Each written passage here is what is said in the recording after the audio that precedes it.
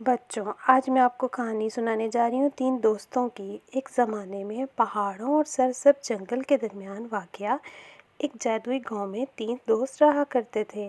یہ جادوئی جنگل ایک ایسی جگہ پر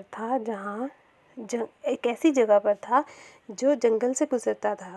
یہ جادوئی گاؤں مختلف لوگوں کے لیے مرکز تھا۔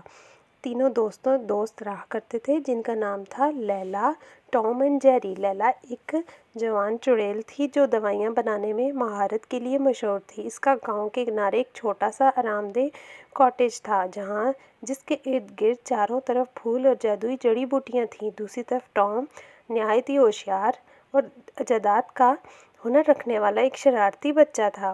اس لڑکے کی ورک شاپ تھی۔ وہ ایک بڑے درخت کی جڑوں کے اندر چھپی ہوئی حیرت اور تفریح کی جگہ پر رہا کرتا تھا۔ آخر میں رہ گئی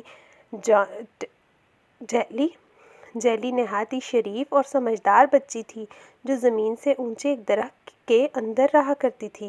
یہ پورے گاؤں کو دیکھتی تھی۔ وہ جادو کا علاج کرنے میں ماہر تھی۔ گاؤں والے اکثر ان کی رہنمائی حاصل کرتے تھے۔ ان تینوں کی دوستی بچپن میں ہوئی تھی جب انہوں نے خود کو جنگل کی ایک شرارتی روح کی چنگل سے پکڑی ہوئی پری کو چھڑانے میں مدد کی۔ وہ کامیاب ہوئے اور اس عمل میں اور اس افرادی طاقتوں کی وجہ سے وہ ایک دوسرے کو جاننے لگے اور اس کے بعد ان کی دوستی ہو گئی۔ اور ان کی جدوجہد یہاں ہی ختم نہیں ہوئی تھی۔ جب انہوں نے اپنے گاؤں کے جادوئی ایجادات کو دریافت کیا، وہ اکثر چمکتی ہوئی ندی کے کنارے جمع ہوتے تھے اور پانی کے راز کی سرگوشیوں کو محسوس کرتے تھے۔ درخت کی قدیم کہانیاں سناتے تھے ایک دوسرے کو۔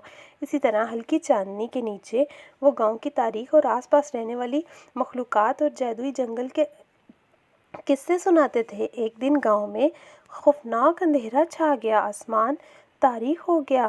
جنگل میں تینوں دوست دیکھنے لگے کہ یہ کیا ہو رہا ہے۔ گاؤں والے پریشان ہو گئے کہ جنگل کی طرف سے کس قسم کا اندھیرا آ رہا ہے، اور ان تینوں کی طرف دوڑے چلے گئے کہ آپ تینوں ہمیشہ ہماری مدد کرتے ہو، مختلف چیلنجز کا سامنا کرتے ہو، اس لیے آپ تینوں کی دوستی مشہور ہے۔ آپ کی دوستی اور صلاحیتوں کی وجہ سے ہم اس مشکل سے نکل سکتے ہیں۔ ان تینوں نے سوچا کیوں نہ اس اندھیرے کو ختم کرنے کا کوئی حل نکالا جائے، لیکن اس کے لیے قربانی کی ضرورت تھی۔ ہر دوست اپنی عزیز چیز کو ترک کرنے کے لیے تیار تھا۔